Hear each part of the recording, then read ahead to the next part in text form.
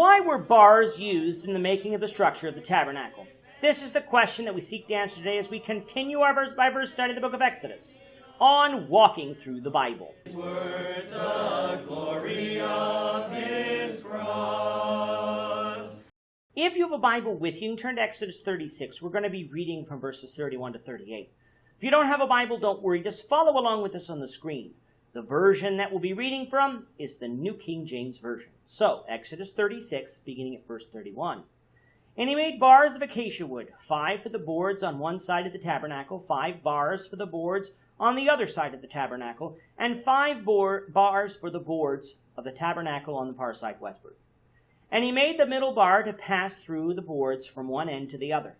He overlaid the boards with gold, made their rings of gold to be holders for the bars, and overlaid the bars with gold. And he made a veil of blue, purple, and scarlet thread and fine woven linen. It was worked with an artistic design of cherubim. He made for it 4 pillars of acacia wood, and overlaid them with gold, with their hooks of gold, and he cast 4 sockets of silver for them. He also made a screen for the tabernacle door of blue, purple, and scarlet thread and fine woven linen, made by a weaver, and its 5 pillars with their hooks, and he overlaid their capitals and their rings with gold, but their 5 sockets were bronze. In this section of Exodus, we have the children of Israel actually making the tabernacle, following the instructions that we read of earlier in the book. As we said in previous episodes, we're going to review what we learned from chapters 25 through 31 following the readings of each section. In our last episode, we had the gifted artisans beginning to make the structure of the tabernacle, while in today's reading, we have them completing it. The instructions we read of today were found in chapter 26, lesson 101 in this series.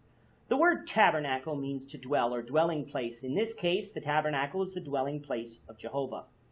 Now, as we've said in other episodes, having a tabernacle on earth didn't mean that God left heaven and exclusively dwelled on earth. Paul would later say that God does not dwell in temples made with hands. But it does mean that the tabernacle, which would contain the Ark of the Covenant, was where God would meet Moses and later the high priest. From the last episode, we found that each board of the tabernacle was made of acacia wood and was 10 cubits long and 1.5 cubits wide. A cubit is 45.72 centimeters or 1.5 feet, so each board measured 457.2 centimeters by 68.6 centimeters or 15 feet by 2.25 feet. For ease of numbers, we're going to be referring to the tabernacle's dimensions in feet from now on. Since each board's length was 15 feet, we know that when the boards were stood up, the tabernacle stood 15 feet tall, or about 75% of the height of a typical 2-story house with a flat roof. The tabernacle is going to have 4 sides, which are denoted by compass points. The south and the north sides would be the long sides, while the east and the west sides would be the short sides. On the north and south sides, they set up 20 boards, meaning that in total, the tabernacle would be 45 feet long. On the far side of the tabernacle, the west side, there were 6 boards. Now, if you do the math, that would make the tabernacle 13.5 feet wide. However, anyone building a structure like this knows that at corners, you need a corner piece of wood to attach both sides. Now, these corner posts likely added about 0.75 feet to both sides of the west side of the tabernacle, making it in total 15 feet wide. So in all, the tabernacle measured 45 feet long by 15 feet wide by 15 feet tall.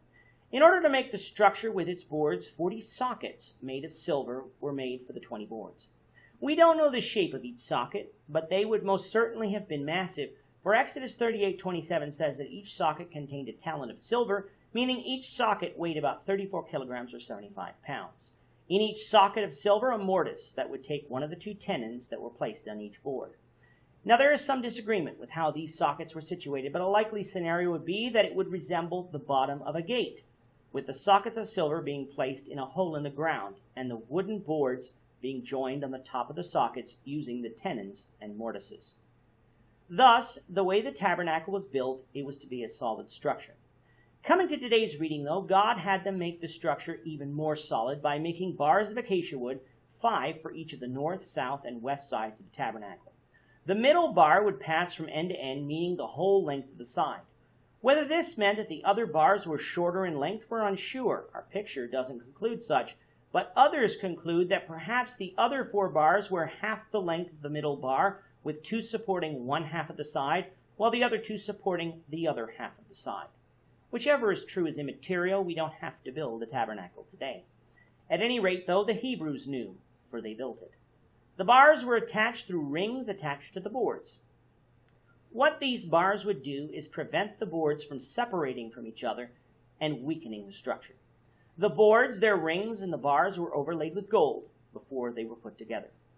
Following the erection of the tabernacle, a veil was to be placed inside. This veil was to be woven of blue, purple, and scarlet thread and fine woven linen.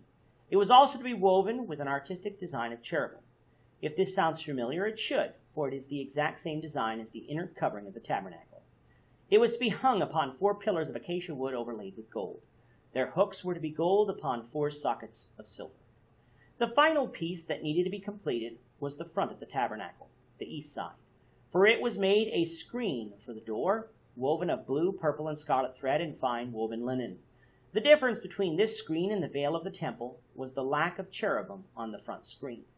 It was hung on 5 pillars of acacia wood that were overlaid with gold. The hooks for the screens were gold, while the sockets were made of bronze.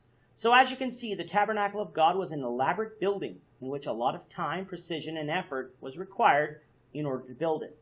But it was the house of God for the Hebrews, and as such, attention to detail was required if they were to be pleasing to God. With that, our time is up for today. Lord willing, we hope you'll join us for tomorrow's discussion of Exodus chapter 37, verses 1 to 9, as we continue our walk through the Bible, one verse at a time. Thank you for watching today's episode. We hope that you found it edifying and ask that you not only subscribe to our channel and podcast, but that you like and share this episode among your friends, so that the saving gospel of Jesus Christ can go out to the whole world.